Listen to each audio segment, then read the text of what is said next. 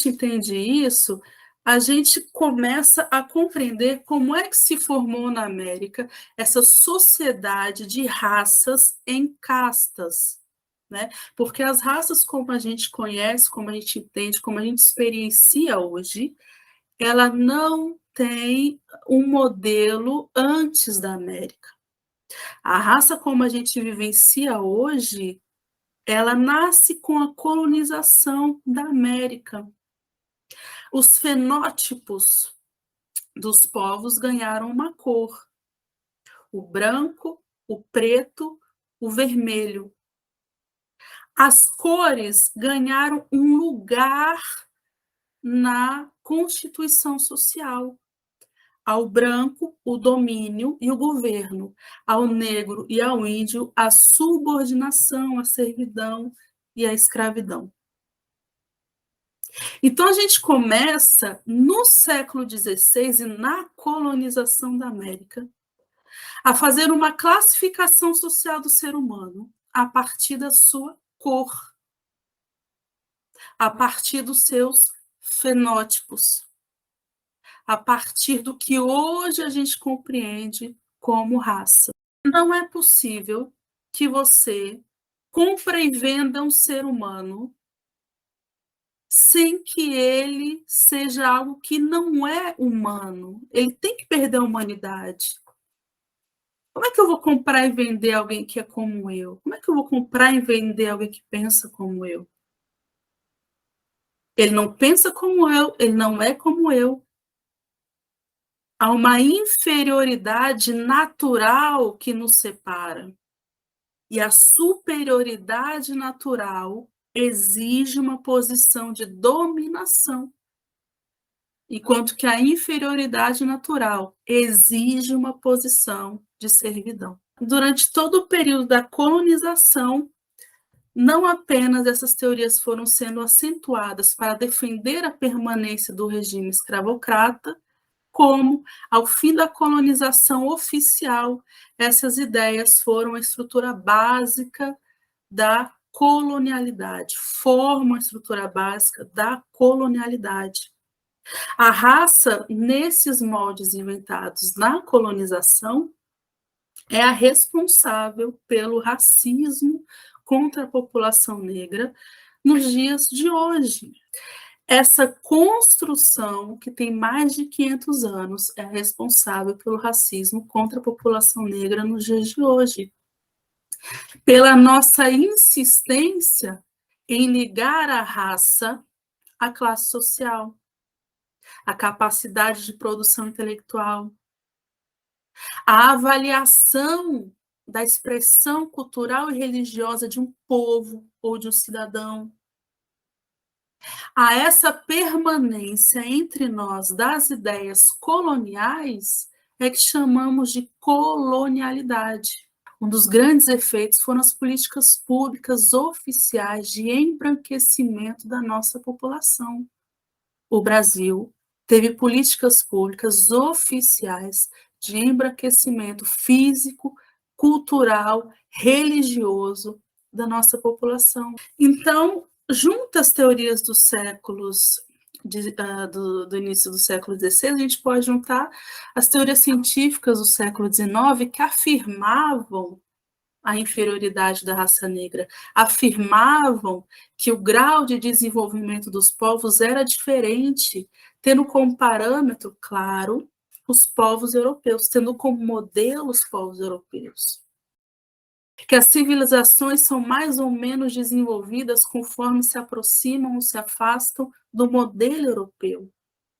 A música, a filosofia, as festas, as relações humanas, as relações familiares, as instituições sociais e religiosas são mais ou menos bem constituídas à medida que se aproximam ou se afastam do modelo europeu. Então, a partir da colonização da Europa, se expande para o mundo essa forma de sociedade, essa forma de poder político, bélico, econômico, né, que tornou as sociedades europeias um valor mundial.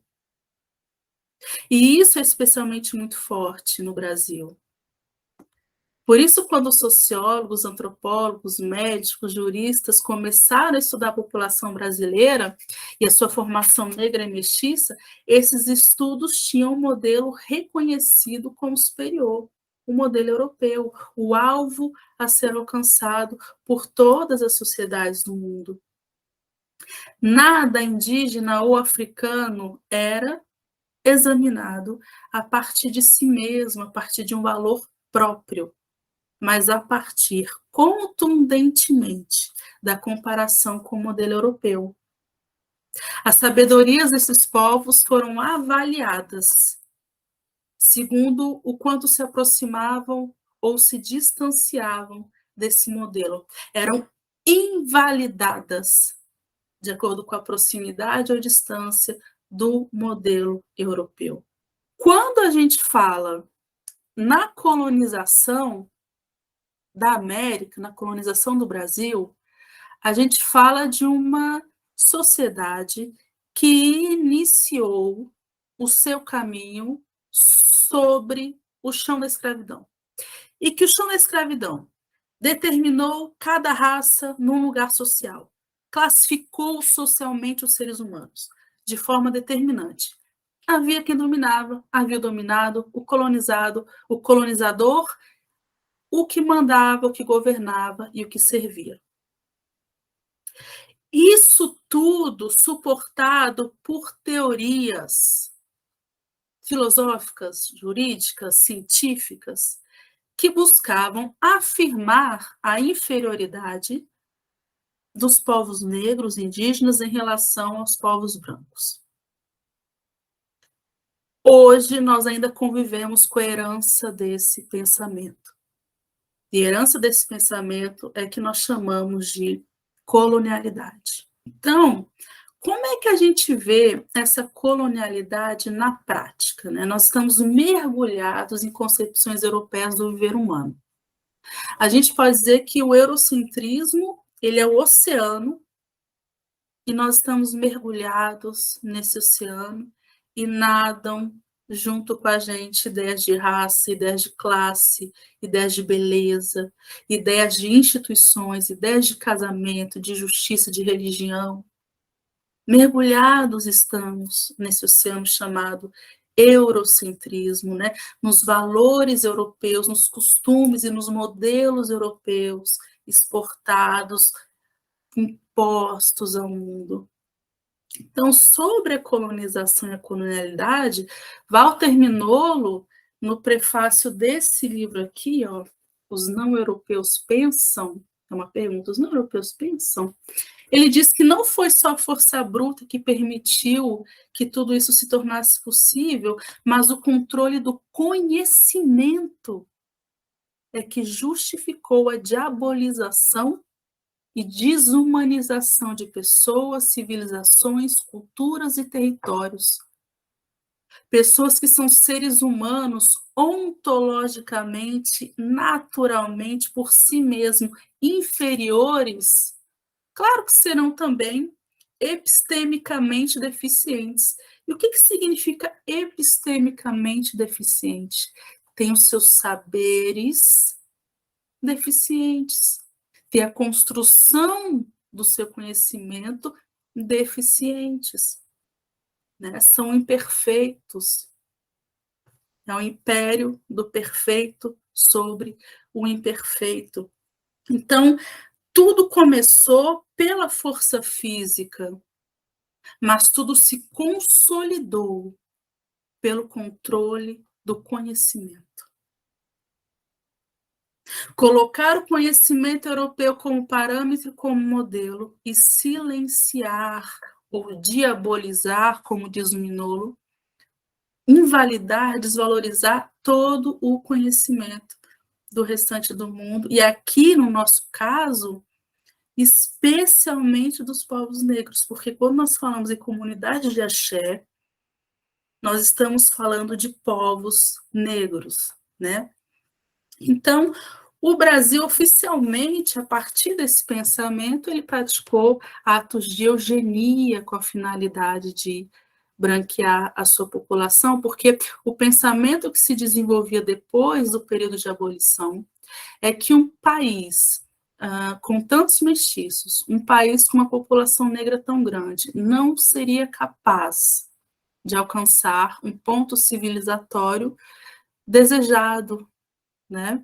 Então, nós tivemos aí as faculdades de medicina do Brasil, entre os séculos 19 e 20, publicando e defendendo estudos sobre a inferioridade natural da raça negra, estudos criados e publicados por faculdades de medicina no Brasil. A inferioridade natural da raça negra e que essa mistura de raças no Brasil produziu uma população degenerada na sua saúde física, na sua saúde mental e nos seus costumes. Em 1918, o Dr. João Henriques escreveu na revista Brasil Médico um artigo intitulado Do Conceito de Eugenia no Habitat Brasileiro, onde ele dizia, abre aspas, a eugenia não é outra coisa senão um esforço para obter uma raça pura e forte. Os nossos males provieram do povoamento. Para tanto, basta sanear o que não nos pertence. E é claro que aquilo que ele julga que não nos pertence não é o branco europeu, não é? Aquilo que ele julga que não nos pertence é o fenótipo, as características físicas, a cor, a cultura e os saberes dos povos negros e dos povos indígenas. Nina Rodrigues é um dos grandes nomes dessa época, né, desse racismo científico. Ele era professor de medicina legal da Faculdade de Medicina da Bahia, e ele escreveu o livro As Raças Humanas e a Responsabilidade Penal no Brasil, onde ele defendeu uma responsabilidade penal distinta, de acordo com a raça, porque, segundo ele, as raças inferiores possuem uma incapacidade orgânica para se adaptar à civilização, portanto, deveriam ser julgadas de forma diferente, segundo o seu grau de desenvolvimento intelectual e moral. E diz ele, abre aspas, o estudo das raças inferiores, quer dizer, essa hierarquização das raças, era algo que se julgava comprovado cientificamente. O estudo das raças inferiores tem fornecido à ciência exemplos bem observados dessa incapacidade orgânica e cerebral. A resistência oposta por ela é quase invencível, mantendo-se latente mesmo nos casos em que o sucesso pareceu mais completo. Então, esse é o pensamento que se juntou à hierarquização da raça formada pela religião, a hierarquização da raça formada por uma interpretação do direito natural, se junta à hierarquização da raça construída pela ciência médica, construída pela ciência médica. Então, esse era o pensamento que vigorava nos anos pós-abolição até metade do século XX. Isso não é de 2.000 anos atrás. Até metade do século XX, nós vivíamos uma sociedade que se pensava branca no futuro muito próximo. Dizia-se que, a partir dessas políticas eugenistas, o Brasil se tornaria branco em questão de 1 século, ou algo mais ou algo menos. A gente sabe que não foi isso que aconteceu. Mas os esforços para que isso acontecesse foram grandes. Por exemplo, a política oficial de branqueamento do Brasil incluiu o Decreto-Lei número 7967. Esse é o Decreto-Lei número 7967, de 18 de setembro de 1945, que dispõe sobre a imigração e a colonização e dá outras providências. E nós vamos aqui para o artigo da entrada dos estrangeiros no Brasil, artigos 1º e 2º. Todo estrangeiro poderá entrar no Brasil, desde que satisfaça as condições da lei. E aí, o artigo 2º já começa a trazer quais são as condições da lei. Atender-se-á na admissão dos imigrantes a necessidade de preservar e desenvolver, na composição étnica da população, as características mais convenientes da sua ascendência europeia, assim como a defesa do trabalhador nacional. 1945. Então, quer dizer, o Brasil abriu as portas para as imigrações alemãs, italianas, portuguesa, distribuiu terras para essas pessoas.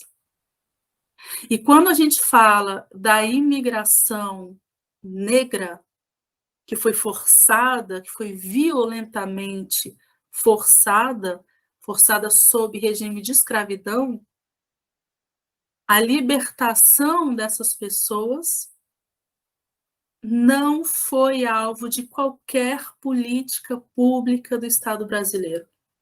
Vamos dar uma olhada aqui na Lei Áurea, que é uma lei com 2 artigos, né?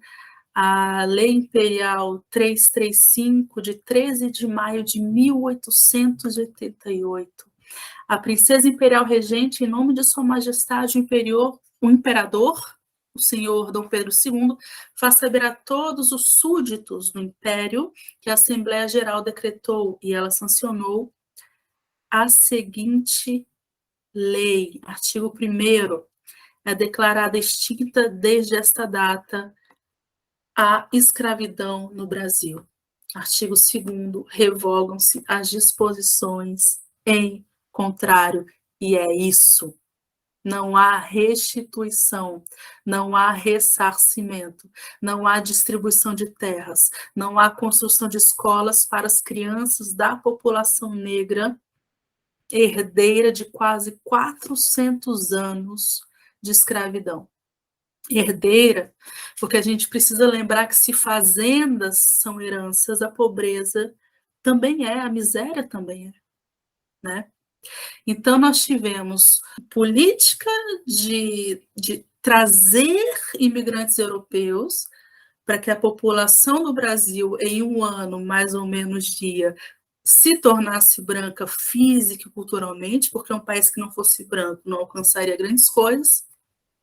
E nós temos, por outro lado, o que Abdias Nascimento chama de o genocídio do negro brasileiro.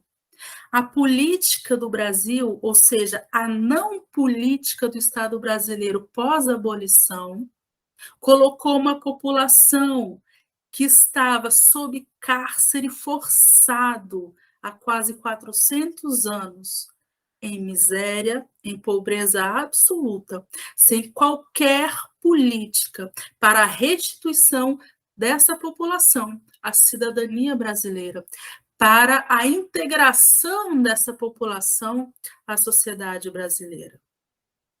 É com isso que a população negra do nosso país e mestiça, que é a descendência dos povos escravizados, lida até hoje, né?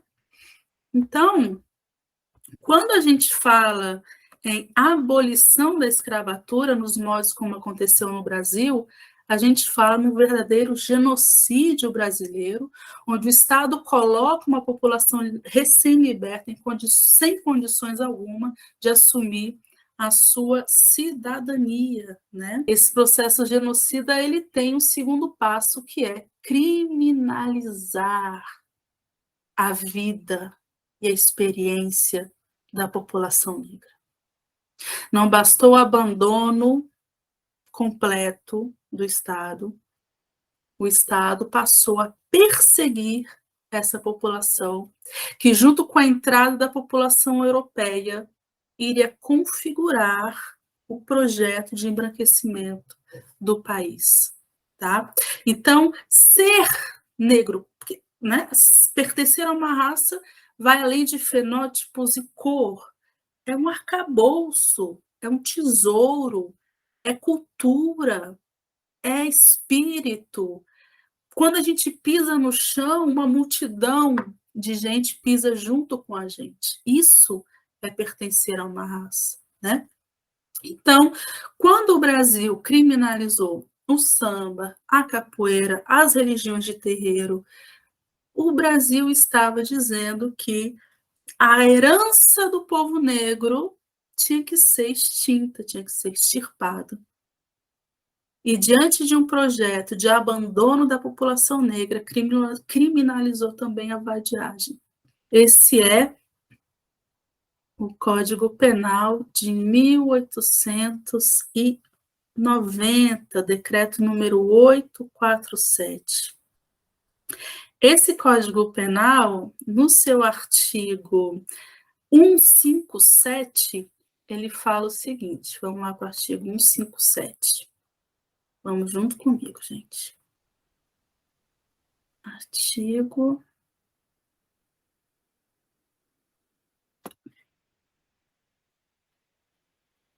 157, Código Penal de 1890, Brasil. Praticar o espiritismo, a magia e seus sortilégios, usar de talismãs e cartomancias para despertar sentimentos de ódio ou amor, inculcar cura de moléstias curáveis ou incuráveis, enfim, para fascinar e subjugar a credulidade pública, prisão celular de 1 a 6 meses ou multa de 100 a 500. É, é fantástico ler isso, porque a gente tem duas questões muito fortes aí, né? Primeiro, que essa lei é uma consequência da demonização da espiritualidade negra que chegou no Brasil, da religiosidade de matriz africana como algo que não merece existir, como algo que não merece existir.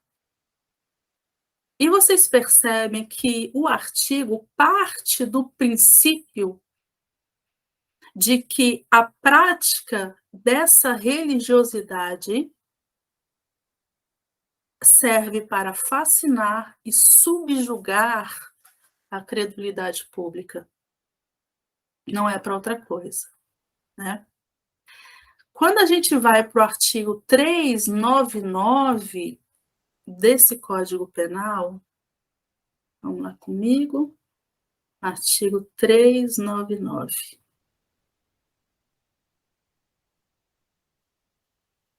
Está um pouquinho longe o artigo 399, espera aí.